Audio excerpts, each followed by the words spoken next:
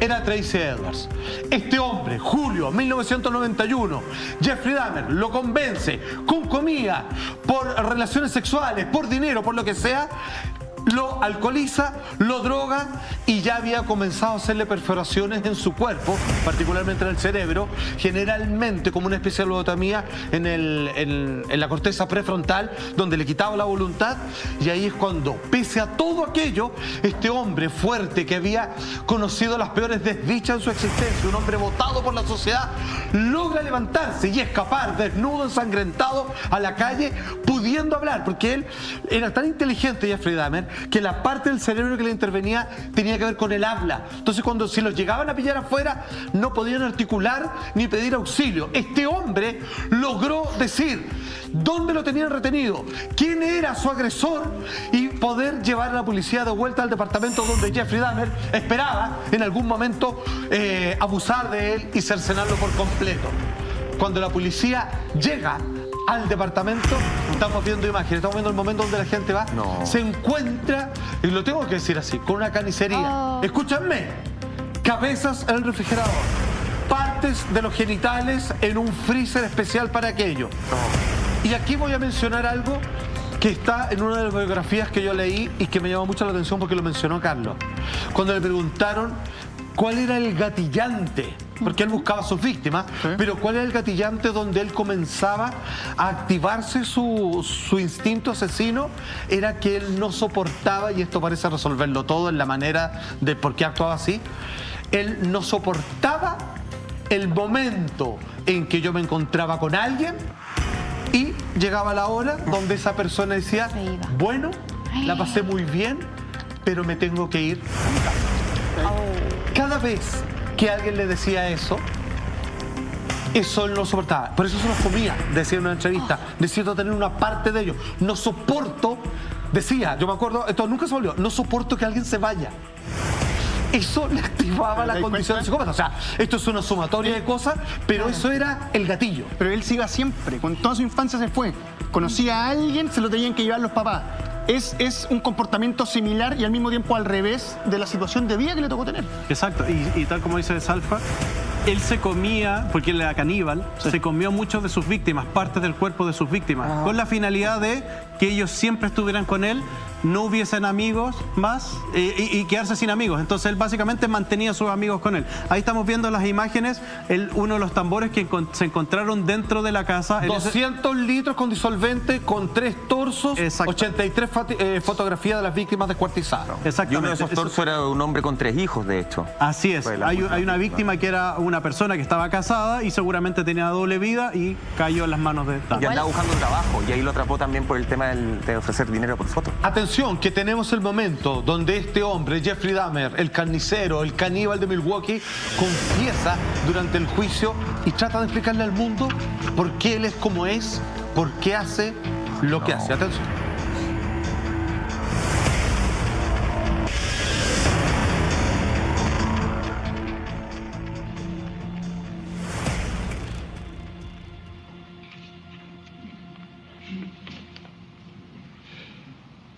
Your Honor, it is over now. This has never been a case of trying to get free. I didn't ever want freedom. Frankly, I wanted death for myself. This was a case to tell the world that I did what I did not for reasons of hate. I hated no one. I knew I was sick or evil or both. Now I believe I was sick. The doctors have told me about my sickness, and now I have some peace. I know how much harm I have caused. I tried to do the best I could after the arrest to make amends, but no matter what I did, I could not undo the terrible harm I have caused. Si usted se está preguntando si este juicio fue o no mediático, que no les quepa la menor duda. 17 personas confirmadas probablemente, y entendiendo a partir de esta conversación, hubo bastante más, incluso en otros países. Fue finalmente condenado de toda la cantidad de víctimas, 17, a un comienzo y después se agrega un número 16, a 15 cadenas perpetuas.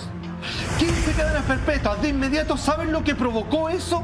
Una cantidad de fanaticadas, hombres y mujeres, que le enviaban cartas de amor, que lo iban a esperar, que ellos iban a pagarle abogados, los mejores que existían, para sacarlo lo más pronto posible y que se fuera a vivir con ellos. Sacaron poleras, hay series de televisión, películas que, ojo, que lo muestran como un monstruo, pero al mismo tiempo también lo engalanan, lo levantan como una persona casi heroica.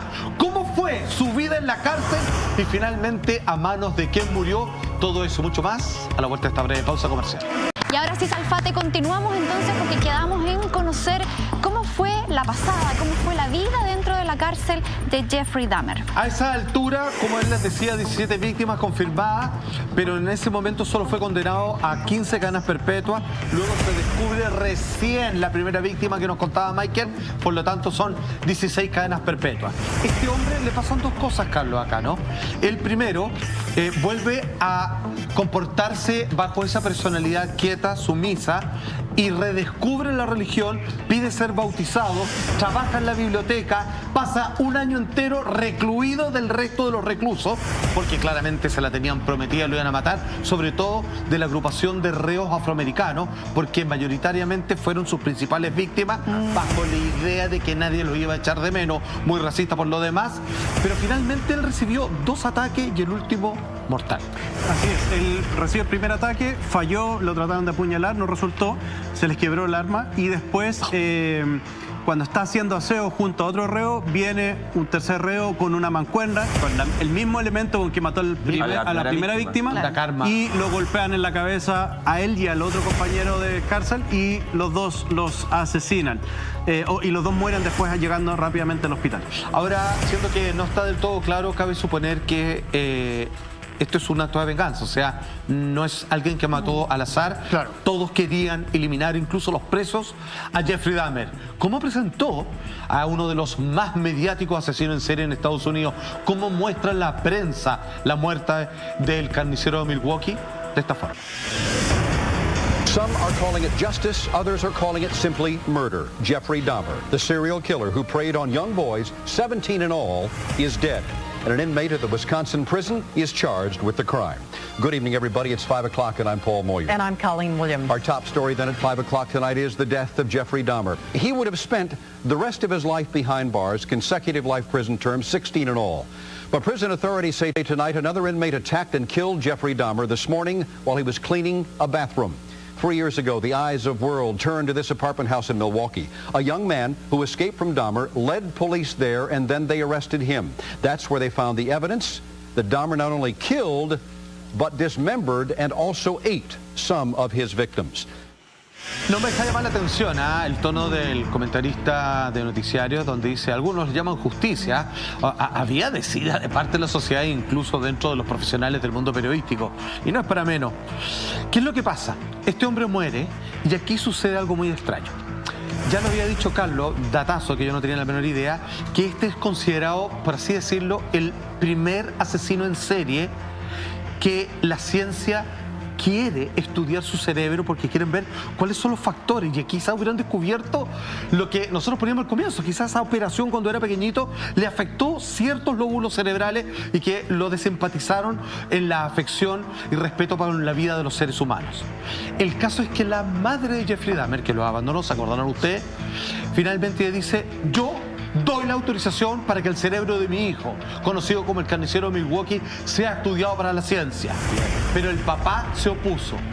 El caso cuando él finalmente muere y lo están enterrando, y aquí hubo un error, Carlos, porque el cerebro se lo sacaron igual, y eso fue algo ilícito, y se acabó la discusión y no pudieron estudiar este cerebro. Así es, no se pudo estudiar y además, porque era ilegal, y además el cuerpo fue cremado al igual que el cerebro, porque ese era el deseo de Dahmer en vida. Claro.